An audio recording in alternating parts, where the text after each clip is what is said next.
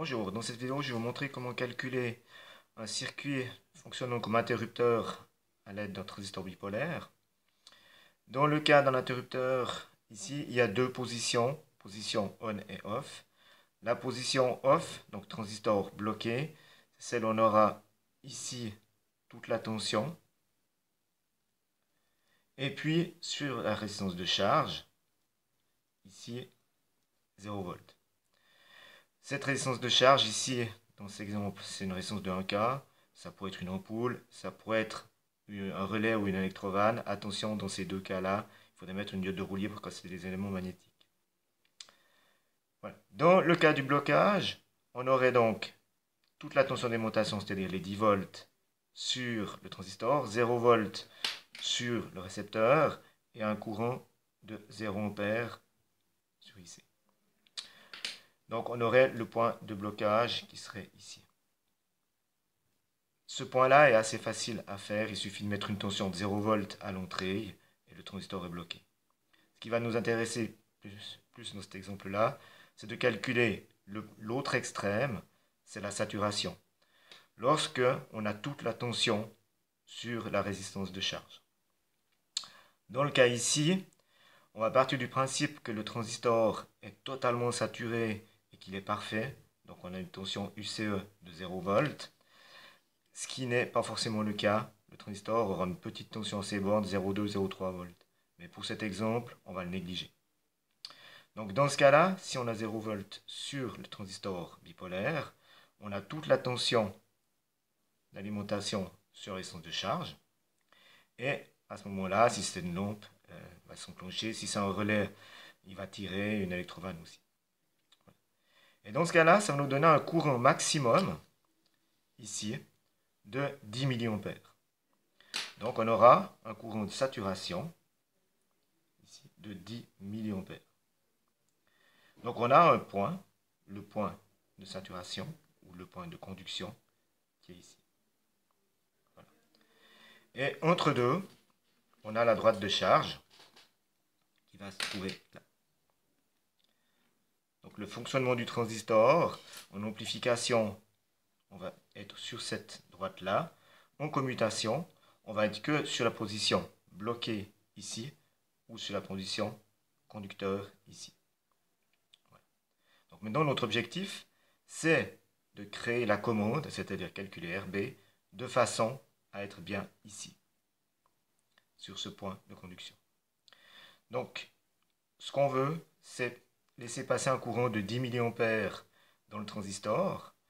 Donc, on va pouvoir calculer le courant IB, sachant qu'on a un bêta CC dans cet exemple-là de 150. Donc, on va revenir en arrière pour calculer le courant IB.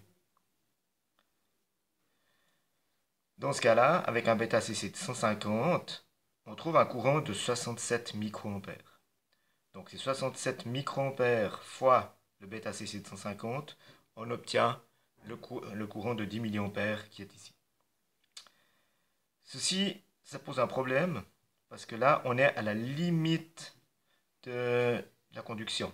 Donc avec 66 microampères, on va se trouver ici, et plus on descend, plus on va venir ici. Donc avec les 67 microampères, on va monter, 66, 67, on se trouve exactement sur le point là. Maintenant, le transistor, le fabricant nous dirait dans cet exemple-là qu'il est à 150, il a un bêta CC 150, mais ce n'est pas garanti. Il peut être un peu supérieur ou un peu inférieur. S'il est supérieur, ben, on est sûr d'être saturé. Par contre, si à la place d'être à 150, il est à 120, ben, on va se trouver dans la zone d'amplification ici. On aura une tension là et on n'aura plus les 10 volts ici. Donc, la lampe clairera moins. Si c'est un relais, il risque de plus tirer, etc. Donc, il faut assurer qu'on fonctionne de toute façon. Le bêta CC, le fabricant le donnait à plus ou moins 2, donc c'est-à-dire il peut être à 300 ou à 75 dans cet exemple qui est ici. Donc l'idée est d'utiliser un facteur de sécurité et de multiplier ce courant par ce facteur de sécurité. Maintenant, le problème, c'est de choisir ce facteur de sécurité. Il semblerait que d'après le transistor et la disparité du bêta CC, un facteur de sécurité 2 suffirait, mais le transistor va aussi varier en fonction de la température. Donc, on va choisir plus haut que 2, qui n'est pas suffisant. On peut choisir différentes valeurs.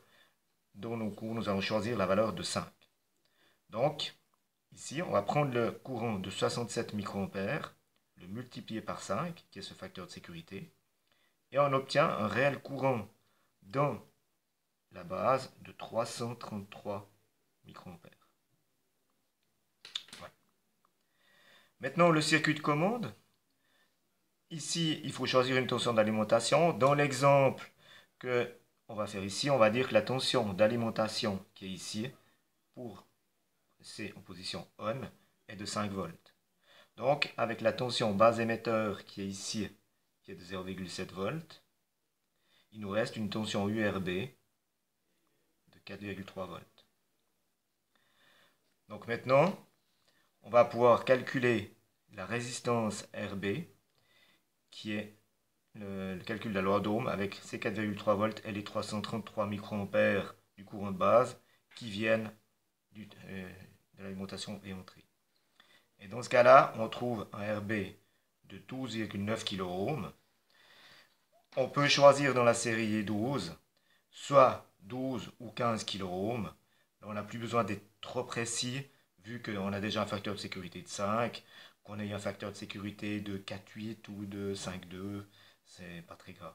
Donc on peut se contenter d'une de ces deux valeurs sans devoir faire un assemblage de résistance pour obtenir les 12,9 kΩ.